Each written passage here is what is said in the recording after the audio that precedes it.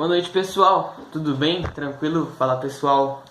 Suave. Nossa, eu nem sei como é que começa o vídeo, porque minha cabeça ela fica tão confusa na hora de começar o vídeo que eu nem sei o que eu falo, né? Mas e aí, pessoal, tranquileira, tranquilo, como é que vocês estão? Vocês estão bem? Eu tô bem, graças a Deus. Bom, vamos pra mais um vídeo, né? Segundo vídeo da nossa série de vídeos. Tô me sentindo um pregador. Brincadeira. Série de vídeos sobre as parábolas do reino. As parábolas do reino. Hoje a gente vai falar sobre a segunda parábola que Jesus conta ali em Mateus 13, que é a parábola do joio e do trigo. Inclusive eu queria até falar um bagulho, nas descrições do vídeo eu vou procurar sempre colocar uma música com base no vídeo, sabe? No vídeo passado eu coloquei a música do Morada, né? Então volta ali na descrição, ouve a música que, tipo, só pra testificar, né, o que foi falado no vídeo. E vê a descrição que vocês vão ver a música que vai ficar aqui no vídeo de hoje. Mas e aí, vamos lá, né? Vamos lá, Mateus capítulo 13. A parábola do joio, ela fica entre os versículos 24 e 30. Fica ali do versículo 24 ao 30, como a parábola tá um pouco longa, eu não vou ler. Vou mais só tentar explicar pra vocês e a gente entra aí, vamos lá. O que acontece? Jesus ele fala, né? Ele começa, né?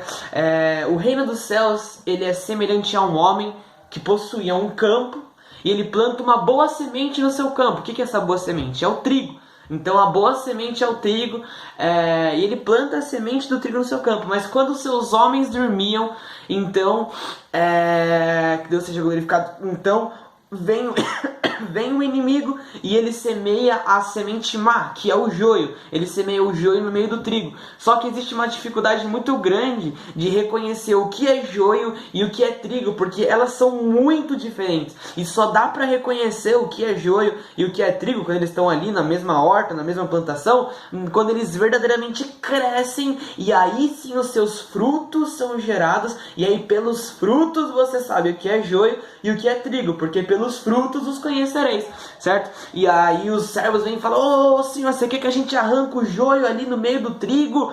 E aí o senhor da horta do campo, ele fala: não arranca o joio do meio do trigo, porque pode ser que ao você tentar arrancar um joio, você arranque o trigo junto, e aí a gente vai perder colheita, mano. Então não descarta nada, mas deixa que vai chegar o momento da colheita, e na hora da colheita os meus servos vão lá e eles vão separar o joio do trigo. O joio vai ser lançado fora e o trigo vai ser ajuntado numa só. E é isso. Então a segunda característica que eu queria trazer para vocês, né, que Cristo colocou no meu coração em cima dessa parábola, é que o reino dos céus, ele é justiça e juízo para falsos cristãos, para pessoas que vestem máscara e fingem ser cristãs. Elas fingem um caráter cristão, mas o seu coração está totalmente deturpado. Os lábios estão próximos do Senhor, mas o coração está longe. Existe justiça e juízo para essas pessoas quando Cristo voltar. Essas que fingem uma falsa santidade que não existe,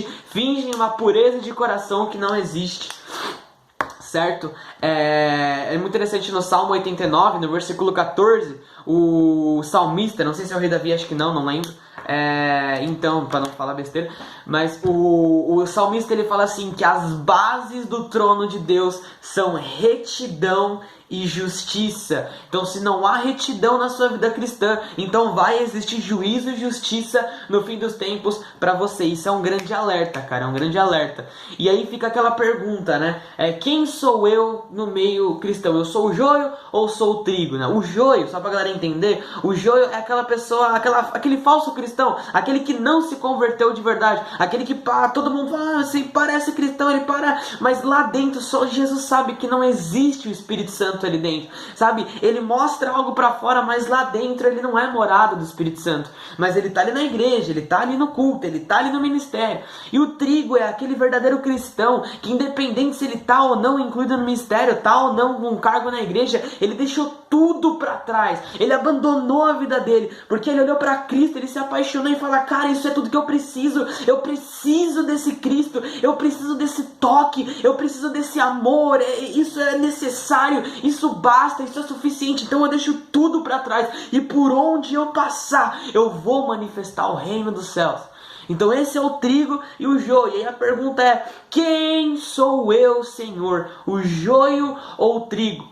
A grande questão é que no versículo 30, Jesus fala que nós só descobriremos quem é joio e quem é trigo lá no fim dos tempos, quando Cristo voltar, ou quando nós morrermos, quando nós estivermos diante ali do juízo final, diante do trono de Deus, nós saberemos se eu sou joio ou sou trigo. Mas até lá, a gente pode examinar a vida de dois homens da Bíblia para descobrir se nós temos agido como joio ou trigo. Então agora eu queria trazer uma listinha bem rápida, bem curta, a respeito do joio e do trigo, de como se comporta o joio, como se comporta o trigo, para você examinar a sua vida. Não examinar a vida do irmão do lado, ou examinar e falar assim, não, ô líder, esse aí é joio, esse aí tem que sair da igreja.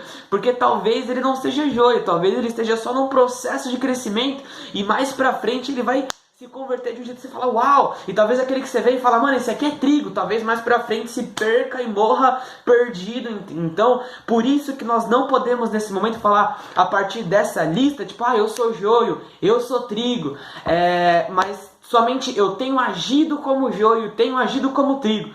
Então, como nós só vamos descobrir se nós somos joios ou trigo lá no final, então vamos procurar nos comportar como trigo, certo? Vamos lá, os dois personagens bíblicos que eu queria tratar são os personagens Pedro e Judas. São dois discípulos de Jesus, são dois apóstolos de Jesus, são dois homens que passaram a vida com Jesus. Era um dos 12 que estava grudado 3 anos ali, tete a tete com Jesus. Ambos estavam juntos, ambos ouviram as mesmas coisas, viram as mesmas coisas, só que Judas era como joio e Pedro era como trigo. Por mais que durante ali os 3 anos, talvez alguém olhasse e falasse, não, esse Pedro aí, Deus me livre, mata esse cara que não sabe quem é Jesus. Mas vamos lá, analisando a vida de Judas, a gente descobre o primeiro, o joio também cresce. O joio também cresce no meio ministerial. O joio tem cargo eclesiástico. O joio pode ter cargo eclesiástico. Ele tem cargo eclesiástico. O joio parece estar com Jesus. Você olha para o cara que ele parece que está com Cristo. Parece que ele está conectado com Jesus. Ele fala da palavra. Ele conhece a palavra. Ele fala do que as escrituras dizem, certo? Só que aí começa a entrar o problema, porque a motivação do joio, a motivação de um coração de alguém que não encontrou Jesus de verdade, mas parece que encontrou, ele é motivado pelo dinheiro, ele é motivado pelo ego, pelo eu, ele é motivado pela carne, pela sua própria justiça, pelos seus próprios desejos, pelas suas próprias vontades naturais, certo? Então essas são as motivações desse joio. Ele é dominado pela sua carne. A sua mentalidade carnal é o que conduz a sua vida. Ele é dominado pelo sistema religioso. Sabe, esse sistema que a igreja inventou, enfim, não vou entrar nisso agora. Ele é dominado por esse sistema. Ele não tem mais a mente, ele não consegue ter a mente voltada para as coisas celestiais, mas só para coisas terrenas e passageiras. Ele não consegue ser constante. O joio não é constante. Ele não procura constância. Ele vive para a carne. Não tem o porquê ser constante em Cristo. Ele vive para a carne. Ele até começa ali algo um pouquinho mais cristão, mas logo cai porque ele não é constante. E a última característica, ele é cheio de falsos deuses em seu coração. O joio é cheio de idolatria em garotas, idolatria do prazer, idolatria do Instagram, idolatria, cara. Ele idolatra a própria segurança, ele idolatra a carne, idolatra a pornografia, ele idolatra alguém, ele idolatra as coisas, ele idolatra às vezes a família, idolatra a igreja, idolatra tantas outras coisas. Essas são as características do joio. É dessa maneira que o joio se comporta. Agora, indo pro lado do trigo. A gente analisa a vida de Pedro. A gente vê que sim, o trigo cresce. Da mesma forma que o joio, o trigo cresce. Já o trigo, ele pode ou não ter um cargo eclesiástico, certo? Não é porque alguém está com Cristo que ela precisa ter um cargo dentro da igreja. Não é porque alguém se converteu de verdade que ela precisa fazer alguma coisa dentro da igreja. Cara, tô cansado de ouvir histórias de pessoas loucas, de Jesus freaks, apaixonados por Jesus, que nunca pisaram no ministério, mas eles viveram intensamente para Cristo. Eles se submeteram ao propósito de Cristo. Isso é ser trigo, tá ligado? Essa essência, essa verdade do reino dos céus impressa no seu DNA, tá ligado? Oh, glória! Terceiro, ele está com Jesus. O trigo verdadeiramente anda com Jesus. Ele conhece, fala e vive a palavra. A palavra é o seu DNA, ela está impressa nas suas digitais. A palavra é vista nas suas relações. Ele manifesta a palavra com a sua boca, com as suas atitudes, com a maneira que ele pensa, que ele age, que ele gesticula. Ele é motivado não pelo ego, pelo dinheiro ou pela carne, mas ele é motivado pelo próprio Espírito Santo. Ele é guiado pelo Espírito. Ele é motivado por amor, ele faz porque ele ama, porque ele anseia, porque ele deseja. Ele faz as coisas, às vezes ele prega, ele varre porque ele ama. Ele é motivado pela obediência à palavra de Deus. Ele não é controlado pela carne, não é controlado pelo sistema religioso, mas ele vive fora dessa realidade carnal religiosa. Mas ele é guiado pelo Espírito Santo. A vida do Espírito é estabelecida em si. Ele procura ser constante em todas as coisas, constante na oração, constante na leitura da palavra, constante em jejuns, constante na vontade de Deus, no propósito que o Senhor estabeleceu sobre a vida dele. E o último é que Jesus é o único e verdadeiro Deus do seu coração. O coração do trigo é exclusivamente de Jesus, nada toca nesse coração.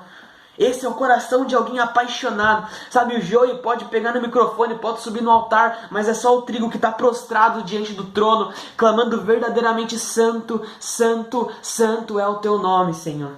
Toda a terra está cheia da tua glória. Então, ao analisar isso, eu peço perdão, porque o vídeo deve ter ficado longo, mas examina a sua vida, cara. Cadê seu coração? Você tem agido como joio? Tem agido como trigo? Quem tem sido você no reino, na igreja? E se você tem agido como joio, cara, então esse é um alerta da palavra de Deus. Mano, desperta, irmão, desperta, irmão. Cristo está voltando e o reino de Deus é juízo para falsos cristãos. Valeu? Deus abençoe, galera. Mano, comenta aí o que vocês acharam, velho. Se vocês curtiram mesmo, mano, dá like, compartilha pra abençoar outras pessoas. E vamos espalhar o reino, mano. Vamos espalhar o reino, poucas ideias aí. Valeu, rapaziada. Deus abençoe. É nóis.